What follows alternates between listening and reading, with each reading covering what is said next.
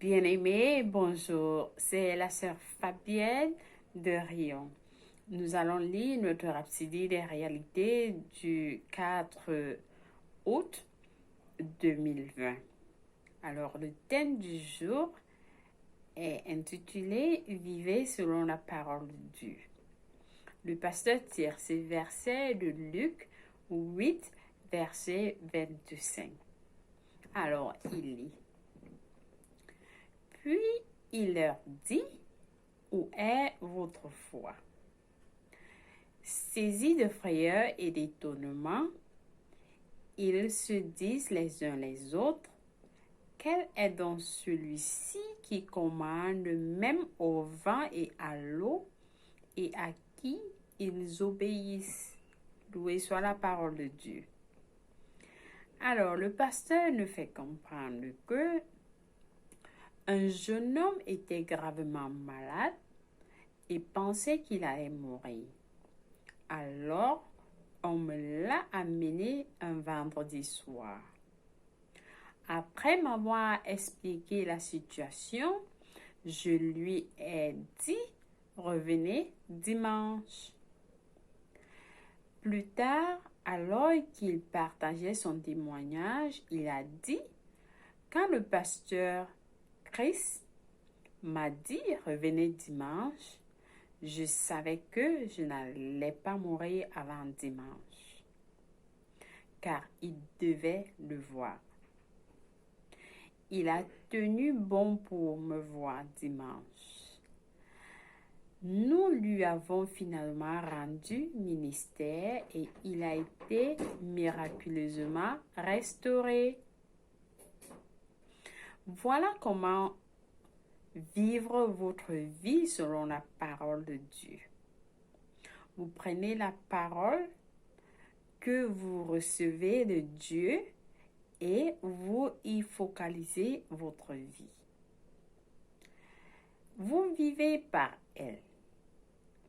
Cela rappelle également une expérience entre Jésus et ses disciples à une certaine occasion.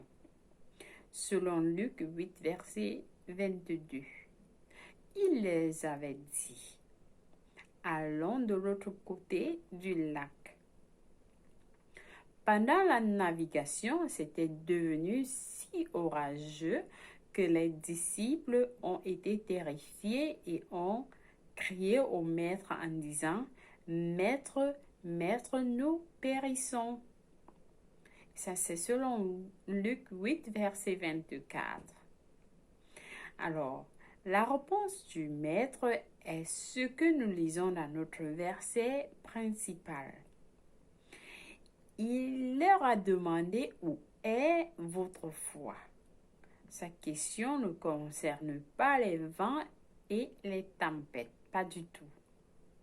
Il disait plutôt, si je vous ai dit que nous allons de l'autre côté, et si je disais cela, alors nous devons arriver de l'autre côté indépendamment du vent turbulent et tempétueux. Nous ne périssions pas en chemin. Il disait, vous aurez dû vous fier à mes paroles. Donc, Jésus nous demande de nous fier. Il a dit à ses disciples de se fier à ses paroles. Peu importe ce qui se passe autour de vous, refusez d'être agité. Ne soyez pas troublés par les vents économiques ou politiques qui soufflent autour de vous. Appuyez-vous sur la parole de Dieu. Vivez votre vie selon la parole de Dieu. Que votre vie repose sur la parole et sachez que tant que vous n'avez pas accompli la chose, rien ne peut vous arrêter. Rien ne peut vous détruire. Impliquez-vous dans les affaires de Dieu. Très important. Prêchez l'évangile sans peur et sans intimidation. Le plus grand vit en vous. Alléluia.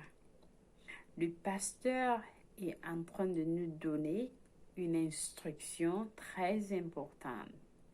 Il nous demande de vous impliquer, à chacun de nous, d'être impliqué dans les affaires de Dieu, de prêcher l'évangile sans peur et sans intimidation.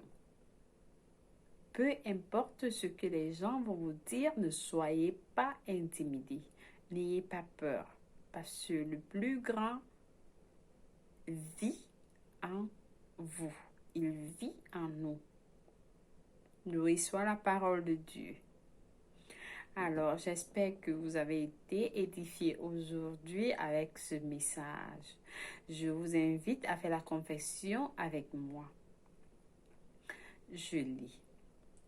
Je suis entièrement soumis au ministère de la parole.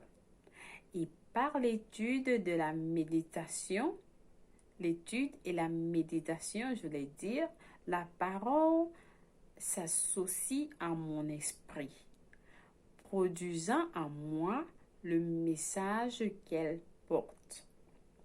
Je réponds aux situations et circonstances selon la parole. Par conséquent, je vis victorieusement tous les jours au nom de Jésus-Christ. Amen. Je vous invite à faire des études approfondies sur Josué 1, verset 9, Luc 10, verset 19 et 1 Jean 4, verset 4. Pour ceux qui préfèrent faire la lecture biblique pour un an, vous pouvez lire Romains 8, verset 1 à 17 et Psaume 68 à 69. Par contre, ceux qui ont opté de faire la lecture biblique pour 2 ans, vous avez à lire Éphésiens 5, versets 25 à 33 et Isaïe 55. Merci d'avoir écouté et je vous rejoins demain. Passez une bonne journée et que Dieu vous bénisse. Au revoir.